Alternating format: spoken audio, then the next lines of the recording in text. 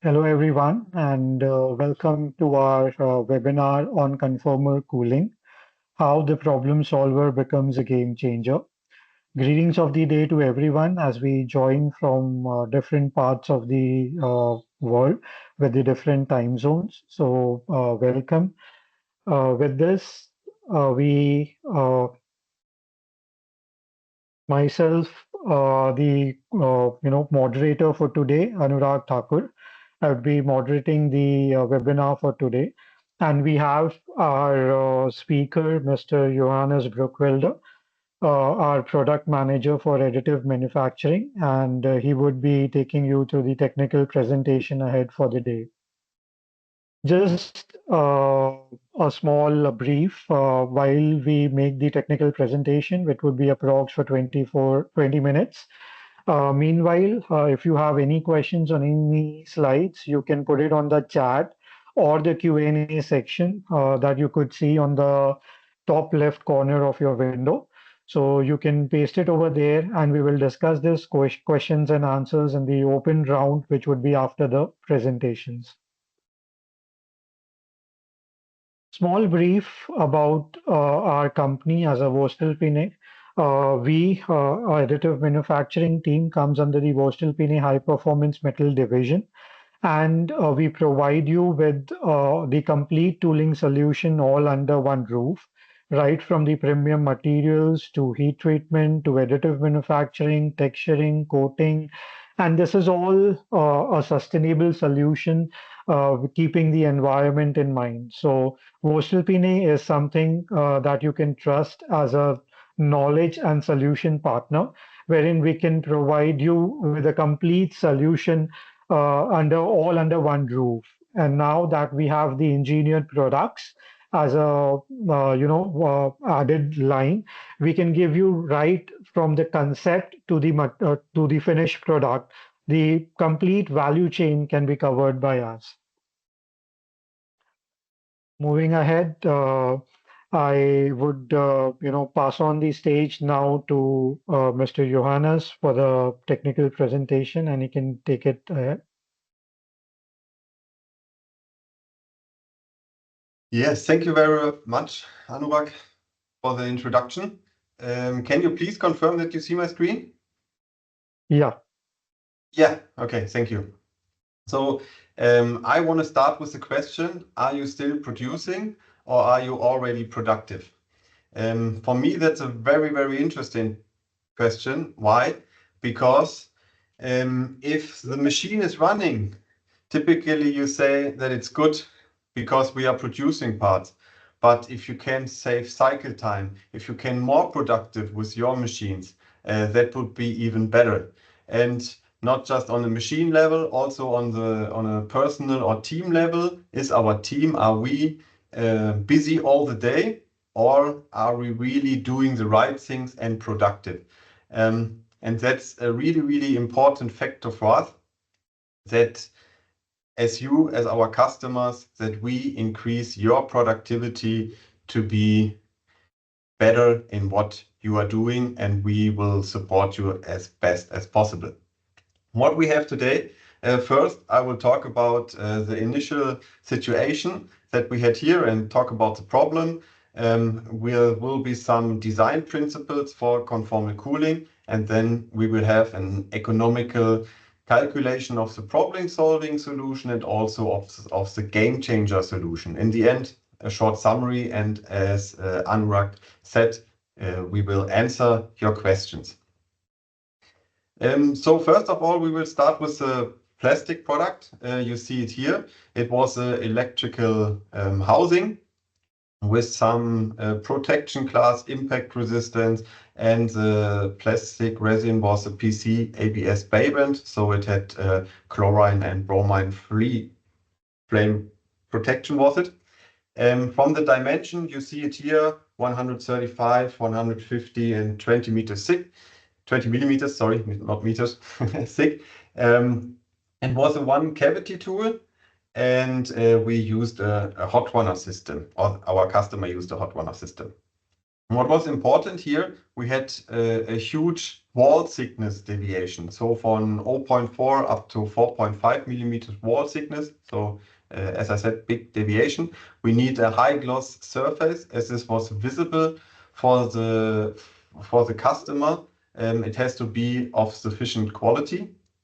And yeah, we had some screw bosses. And why I mention them, I will show them here in the filling simulation. You see here the melt front, and then you see those screw bosses, and here are yeah, merging two melt fronts, as you see it here. And this will appear in flow lines. Here you see it on the rear part, those flow lines. On the left side, you see the conventional cooling. So on the fixed half and on the moving half, yeah, you see those drilled channels. And as you see, the problem was that the flow lines were visible on the plastic part. And as I said, a high gloss finish plastic part visible for the customer, that was a no-go. But what was good, the flow lines were defined is also where in the simulation they showed the risk of flow lines. So how you can get rid of those flow lines. There are several ways. One way is to increase the temperature of the plastic or of the mold. A better venting can also delete those lines. You can increase the injection speed or the holding time and the holding pressure. I mean, this is a bunch of variations that you can do. Here, the cavity wall temperature, so the mold temperature, was increased to the maximum according to datasheet, and the holding pressure time was increased to 28 seconds. Here you see the full cycle with the mold movement and so on. In the end, we ended up in 78-second cycle time, but there were still visible those flow lines. Next step was then, because as I said, this was a no-go, to make it variothermal. So we have a heating time and a cooling time. You see it here in the video. First we heat up the mold and then we cool it down. So we heat it up with 140-degree water and then cool it down with 60-degree water. And here you see the reaction of the system, which was good because then we could completely eliminate, or our customer could completely eliminate those surface defects. The bad thing was that the cycle time was 120 seconds and it was way too long for this part, as it would be way too expensive.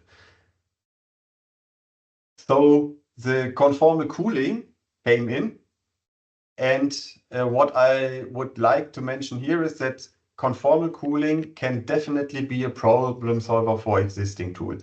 You see here for the visible side the really complex cooling channels that were designed. So yeah, it can be a problem solver when things are not right. By the way, you see here in green a sensor. This sensor is, as you see, curved. So also with the conformal cooling, with the 3D printing, we can implement sensors at the right place. So you don't need to find the right position of the sensor. We can really print curved channels to implement the sensor where you need it. So you don't have to decide whether put a cooling channel there or a sensor. It can be relatively close both. What are the advantages if we use the conformal cooling as a problem solver? First of all, we have a problem and we know what needs to be fixed with this. Of course, you have some limitations. For example, the in and the outlet are fixed, as this is an existing mold and we are just using an insert. Also, you have higher modification costs and again, a process. adjustment needs to be done. Some basic principles on how we build those complex conformal cooling channels. Rule of thumb, at 45-degree angle, we have to use support structures, as you see here. Here is a build platform, and if we build up the part layer by layer, every surface that has less than 45-degree angle needs to be supported. So everything above 45-degree is fine. You can also make different hole diameters. In plastic, we get down to 1 millimeter. The biggest is more or less 8 millimeters, but probably we don't implement them. If you can implement an 8 millimeter hole most of the time, conformal cooling is not that needed. So typically we are in the range of 1 to 5 millimeters, something like this. And what's important is other geometries can be made, but regarding stresses, the round channel is probably the best. I mean, you can do those rectangular channels and all of this. It doesn't make always sense. And also takes the stresses into account. And stresses do not are built in the channel. They are also, these stresses exist also in the cavity. And here, if you have these sharp corners, sharp edges, and you increase them every 10th millimeter ounce. Why? Because if we look here, 0.25 radius has the impact resistance of 7 joule. If we, same steel, same heat treatment, we put there a 1 millimeter radii, we are around 27, so more or less 4 times better, just why we increased the radii. And this is also important for the cavity. Do we really need those sharp edges or corners, or can we make there a slight radius? Below 1 millimeter, as I said, every 10th millimeter is important. Another important factor is if we have parallel channels. Here you see the inlet of the channels, and then they go into separate parallel channels. This here is not a good design. Why? Because we can't prove if each cooling channel is free. So what we are doing is, if you make a conformal cooling, if you have here the inlet, make the parallel channels, design them in that way that you can control them individually.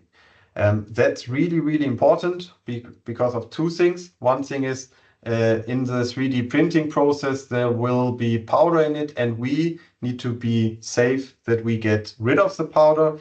And of course, if you use the tool in your injection molding machine and you maintain it, then you can also control if those parallel channels are free.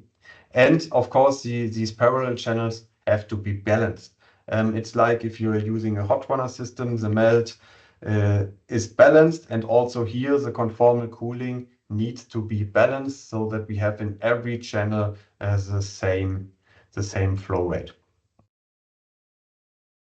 Okay, here you also see the parallel channels, so we can control each channel separately. As I said, here is a sensor, and here you see how effective you can heat it up and cool it down with the conformal cooling. Why? Because we just put the energy in and get it out where it's needed. Here again, we increase the temperature, and within some seconds, we have the 129 degree, which are important for the plastic, that you don't see those flow lines. And then again, a rapid cooling down. And why is this so rapid? Because of the conformal cooling, we put the energy where we need it and we get it out where we need to get it out. And within this, we had a cycle time of 64 seconds. So to summarize it, um, uh, first we started with 87 seconds cycle time, but with visible flow lines. Then there was a variothermal conventional process with 120 seconds to solve this problem. Another problem solver was that we implement the conformal cooling and we reduced the cycle time to 64 seconds. As you see here, but that's not a fair comparison because there were visible flow lines, we even got better in cycle time than the first part where we didn't get good parts out, or our customer didn't get good parts out. So with both, we had the elimination of the surface defects because of the variothermal temperature control. And especially here, because of the conformal cooling to bring the energy at the right spot. If we have a look at the profitability, so here is the material, the plastic material that was used, the machine, the energy cost, the setup cost. If you calculate it, so with the conventional cooling, it was €3, and with the conformal cooling on the visible side, it was €2. So we had additional costs roughly of €4,000. This time it was the additive manufacturing was more expensive. And if we put them here in the number of produced parts, and you see here, roughly after 3,400 pieces, the break-even point was reached, and after this, the conformal cooling was cheaper, and you more or less earn money with this. That's a problem solver case. And if we go now to the game changer plan, and you see here this complex tooling, it's really, really important that we get as early involved as possible in the design phase. Why is this so important? Because in the design phase, when nothing was built with the right boundary conditions, you get good simulation results with those cooling methods. Here you see now the other half, and you see again how quick the half is first heated up and then cooled down. And here you see the isothermal 80-degree half. Yeah, this is even faster because of the conformal cooling. And you probably see it again as on the other side. Bring in the heat where you need it and then directly take it out where you need it. And that's because of the conformal cooling. If we now have an overview, this you already know. If we go now for the full conformal cooled side, so on both sides the variothermal process, we even could decrease the cycle time to roughly 50 seconds. So that's a huge step compared to the 120 seconds where they produced good parts. Yeah, we really get a complete elimination of the surface defects with the variothermal conformal cooling at a sufficient cycle time. We didn't talk about yet about warpage. And what was really interesting is, so in the first design, you had a warpage of 0.58 millimeters. With the conformal cooling, it could be decreased to 0.56, but with the full approach, let's say with the game changer, here you could reduce the warpage by nearly 60%. And especially if you are taking the part quality into account, you have a better cycle time and less warpage, so better part quality. That can be really a game changer. If we have a look now at the cost.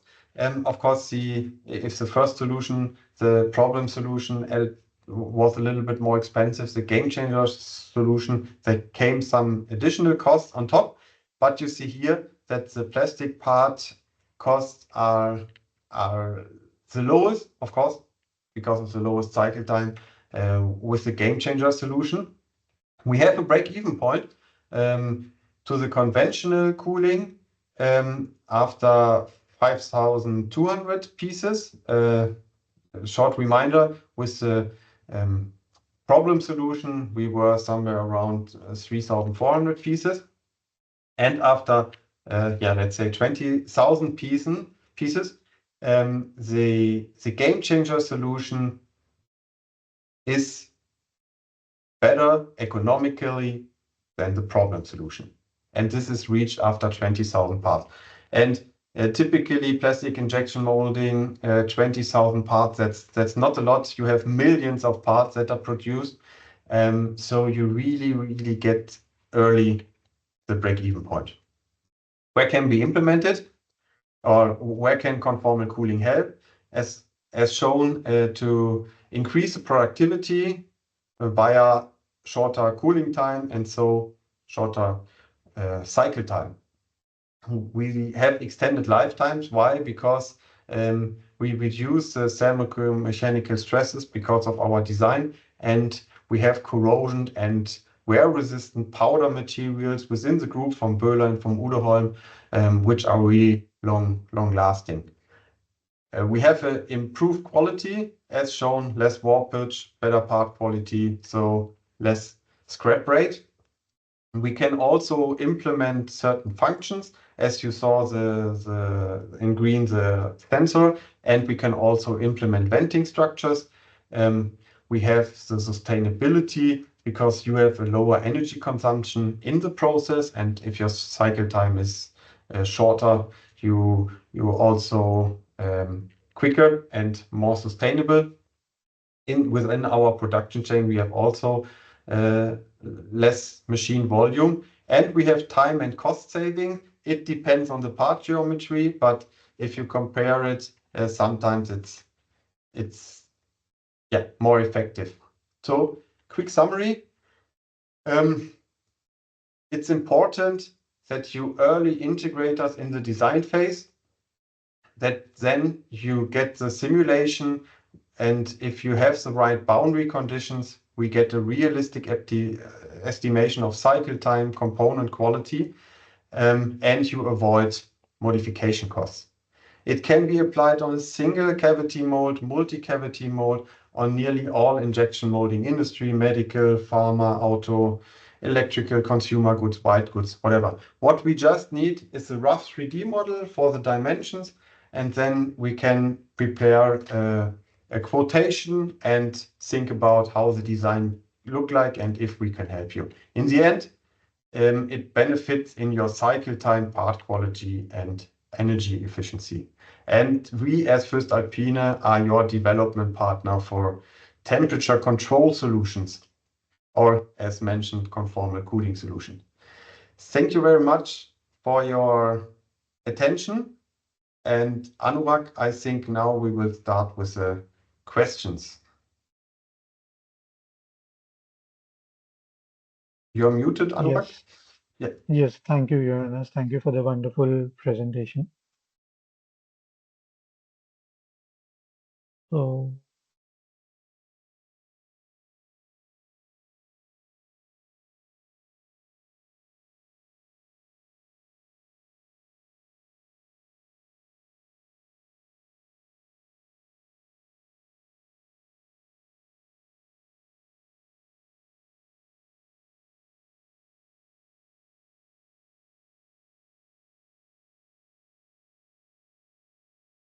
yeah, so we have one questions which says, which steel do you recommend using? Okay, it depends on the application and if you have corrosion problems or not. I name now what we have. W360 non-corrosion resistant, goes up in hardness up to 56 HRC. Then we have on the corrosion resistance grade Tyrax 55 HRC and good corrosion resistant. We also have Corax and M789, which go up to 52 HRC and have an even better corrosion resistance. Yeah, more or less these four are the main steels we are using. Okay, thank you. There's one more which says, how does the type of cooling differ from for copper pins? Yes, there are several methods to get rid of the heat in the mold. One is, as you mentioned, with the copper pins.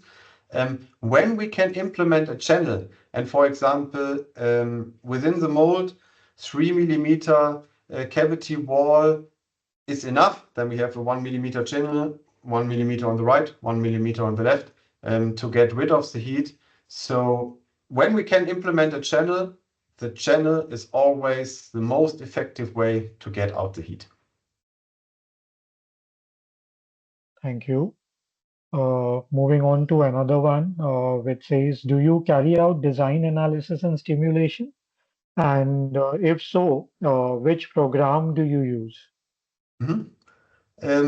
We are using Siemens NX to make our designs.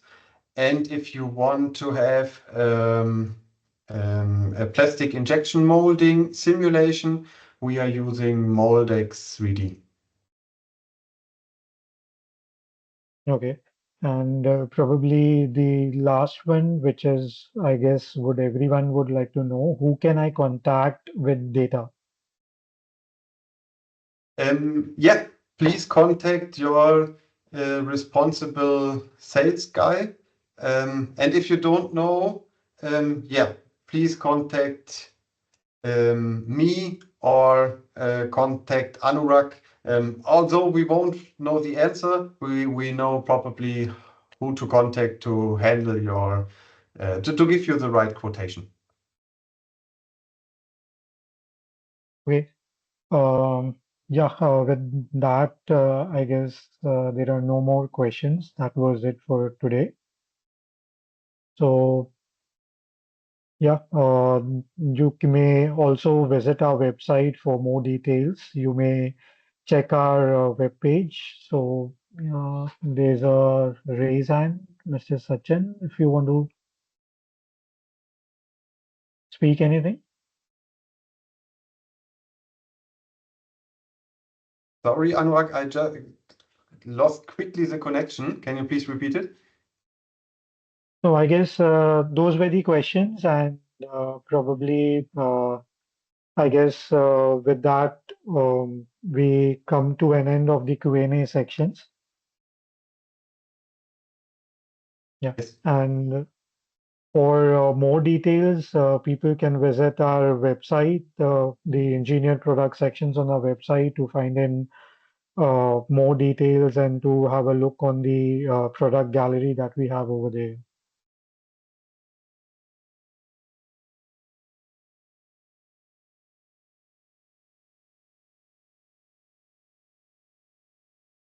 You may also follow up on the LinkedIn page that we have for specifically for additive manufacturing. You can get regular updates, regular posts, regular information about our latest technologies and updates that goes on under the additive manufacturing section. So please follow our LinkedIn page right after the webinar. Thank you. And probably these are the contact details. You may please note it in case you have any further questions, as if there any further inquiries or any information required, you can definitely write to any one of us, and we would definitely get back to you as soon as possible with the best possible answers. Thank you, and thank you so much for the day. Thank you very much. Have a nice day. Thank you. Bye bye, everyone. Bye.